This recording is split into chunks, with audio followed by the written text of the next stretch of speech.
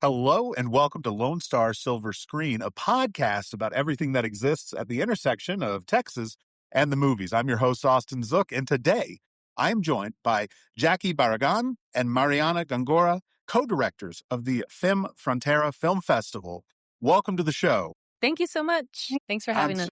Of course. No, I'm so excited to have the two of you here. So what I like to do whenever I talk to festival directors is I want to start out by just setting the scene for someone who's maybe unfamiliar with what the festival is. So how would you describe it to somebody who's never heard of it before? Our film festival, we've become a full-blown film festival 2 years ago, but Femme Frontera has been in existence for 10 years. So we're celebrating 10-year anniversary this year. And before we were a showcase, we had a few films that we would screen. It was still an amazing event. But this year, you can expect filmmaking classes. We have filmmaking panels. We're going to have multiple shorts blocks. We have 4 feature documentaries. We'll have a comedian that is coming from Juarez, and just a lot of really amazing films that are all made by women and gender-expansive people. International independent film that talks about important topics that, tend to be not really present in mainstream media and mainstream films. Yeah, I call the experience metamorphic because we do blend binational cultures between the U.S. and Mexico, which is a rare acquaintance in the United States and in Mexico. So we're our own little kind of hub of that. Now, you said that Femme Frontera has been around for about 10 years. And then it's been a full-blown festival for a few years now. What was it that made you guys make that transition? We just wanted more. We wanted more films.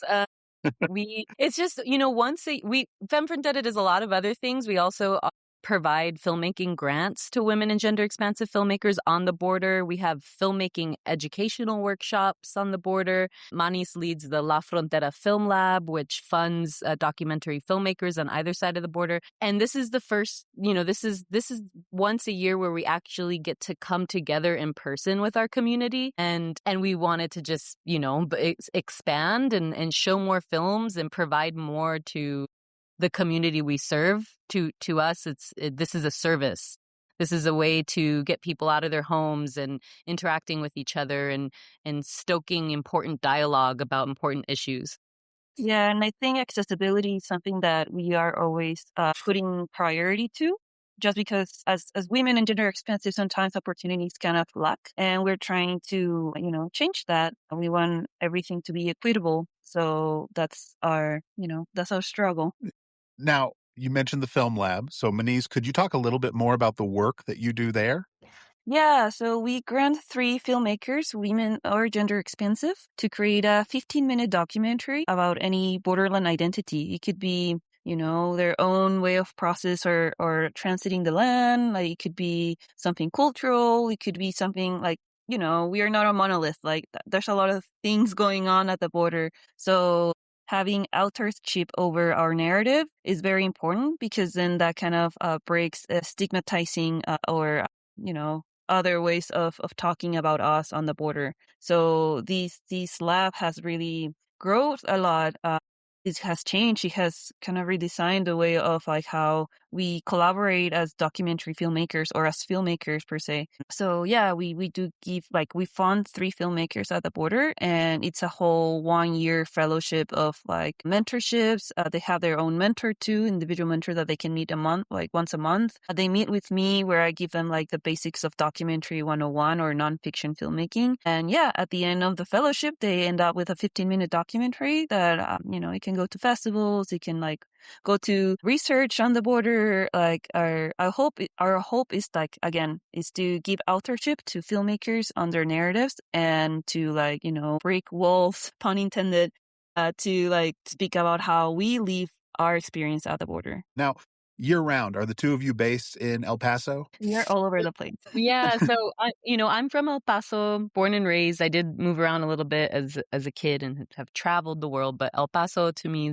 has a very special place in my heart. That's where my family is. That's where I've learned about my place in the world. And I'm currently living just 40 minutes away in Las Cruces, New Mexico.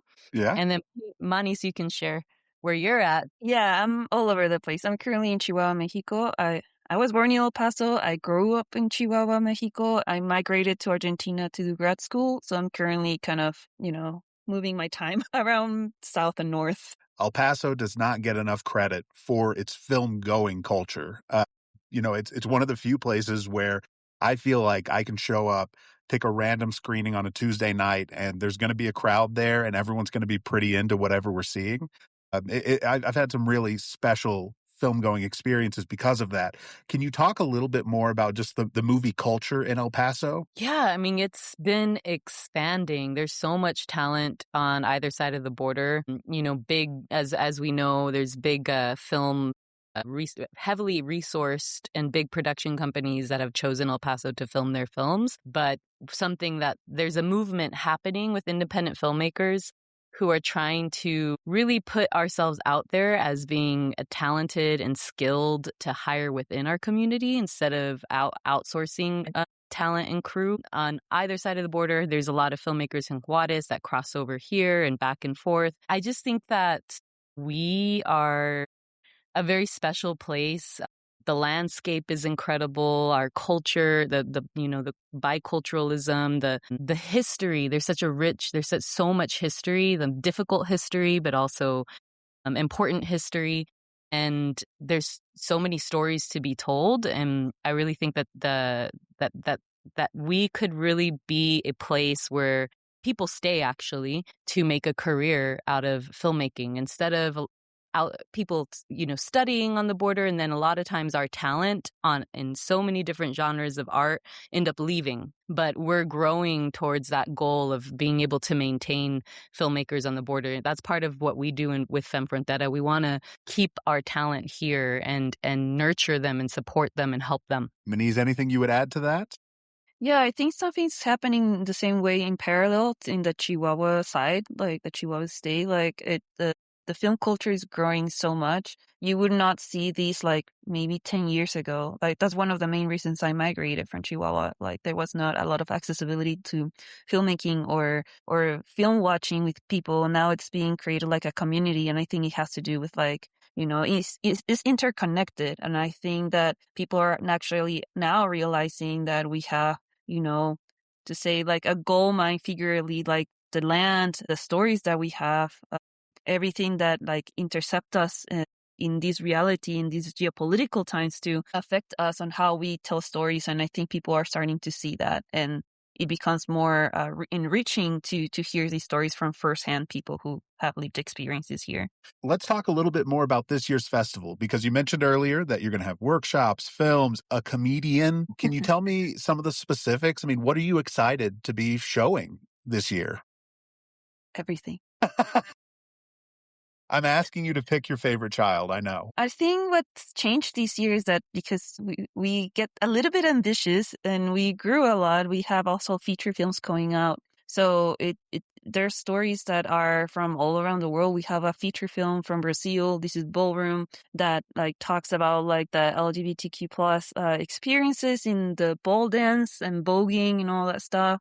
And it connects it on like the U.S. identity of how that was started in New York, for example. And I think that's a beautiful way to show it at the border, how they also create their own way of like, identity within that community. I think the short blocks are also very fascinating because they're kind of they push you to feel and to think and to like see a way of expressing yourself through grief, through womanhood, through like building your own persona to, I cannot pick a favorite, but also like we have a Frida Araujo's coming in. Like, she's an amazing stand-up comedian from the border. So like we try to always align with identity and like borderland process. I'll let Yaki talk. Yeah. It's hard to choose, but I would say all of them are exciting. Something that kind of stands out this year is it's the first time we're having a horror short film and a thriller short film, and I'm really curious about how the audience is going to respond to that. It's in a short block called Entre Mundos, and that block has to deal with grief and loss and death, and there's some comedy in there, but there's also this really interesting horror film from the filmmakers from China and Canada, and the story is really cool. It draws upon like the folklore of their upbringing. And then the other thing that's always a highlight for us is the annual showcase. And this year it's the 10th annual showcase. So every year we carefully curate a series of short films that are submitted. And that's a very special program for us because it premieres at our film festival and then it goes on tour for the rest of the year. So the 10th annual showcase will be premiering on Saturday evening, and the films in that are just incredible. There's a Native American filmmaker from the Cherokee Nation. There's a Maori indigenous filmmaker from New Zealand that's a part of that block. And then we have two local filmmakers that were backed by us. We helped to support and fund their film, and they're going to be screening their film called La Chingada, which is a wonderful film that was all filmed in El Paso. And they're a part of that short block too. So we're really excited about that one. Now, when you say it goes on tour afterwards, can you explain to me what that means? Yeah. So, in 2016, that was the first time that the co-founders, there's 6 co-founders that came together and they had this brilliant idea to screen their films, women and gender expansive films on the border. The following year, it was such a good idea.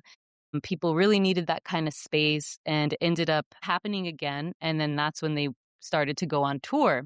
So now in this year, what happens is it premieres in El Paso at the Mexican American Cultural Center, and then we find other venues and other film festivals for it to screen. So usually we work with Cine Las Americas in San Antonio. We've worked with them. Last year we worked with the Austin Film Society. It screened there. It has screened with the San Diego Latino Film Festival. One year our showcase screened with the Women in Film Festival in Melbourne, Australia. So it's even traveled out internationally. It'll screen in Juarez. It'll screen at universities. So we just want to get these stories to as many places as possible, and just use it as a way to impact the audiences. And if someone is interested in maybe programming a screening of the showcase, should they just reach out directly to the film festival email? That'd be great. Yes, please keep us in mind. We're always looking for new places to screen. Our email's info@femmefrontera. Perfect. And I'll also include that in the show notes for anyone listening who wants to dig a little deeper. I did want to ask the two of you, you have this festival where you are programming works from female and then other filmmakers who are gender expansive. And, these are groups of people who maybe get overlooked sometimes in, traditional festivals. And you guys are shining a light on their work and really putting them front and center and helping get the word out, not just at the festival, but around the world. What does that mean to the filmmakers you work with? I mean, what's the response been like from them? Well, I feel that both of us are recipients from Femme Frontera support before we became co-directors. So it's not only their experience, I think our lived experience also informed the way we wanted to continue doing the work that our co-founders did. It means a lot. Like it all actually opens doors to be seen. And if I personally, from my own experience, didn't have this opportunity, I think my pathway would have taken a different turn professionally. It really supported my growth in a very crucial time as a filmmaker. And I feel that that's something that being a member now of the Frontera co-director kind of informs me how I want the new people coming in to be seen, the new generations, and see how can we make even more accessible the way of learning how to do filmmaking and learning how to do storytelling and, all that stuff. I think if without Femme Frontera, everything would have been different for me. And I feel that that's a similar experience for a lot of the people who go through our programs. I get a little emotional thinking about it because I really think the people who are a part of our ecosystem, our filmmaking ecosystem, have really been given the encouragement, and we've and support, and also just building confidence in ourselves, because we're just like many industries, the film industry is just dominated by men.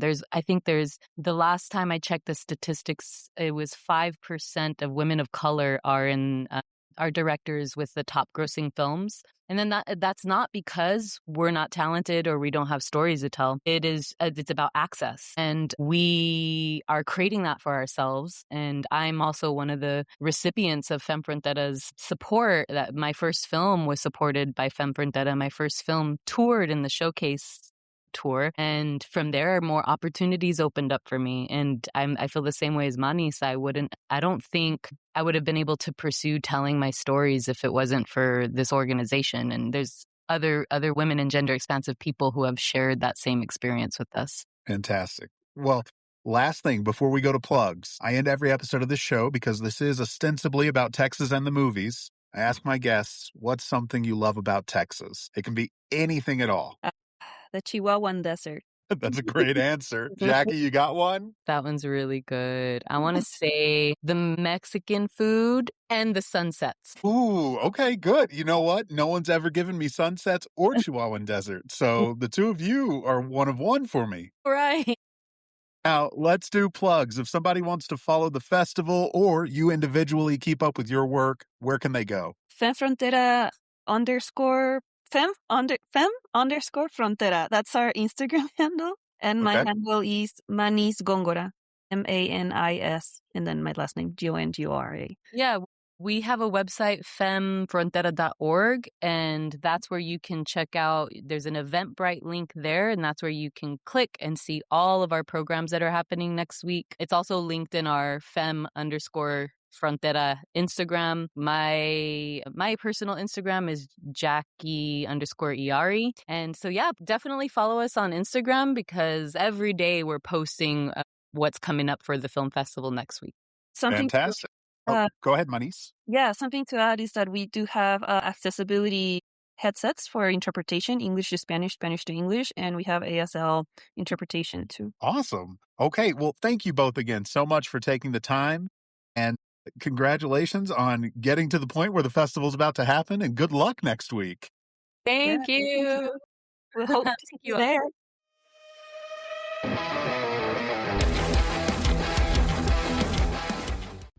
Thank you for listening, and if you enjoyed the show, please remember to rate, review, and follow us wherever it is you get your podcasts.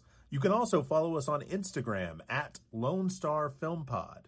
We'll be back soon with another new episode, but in the meantime, we'll see you at the movies and on the dusty trails of Texas. Bye.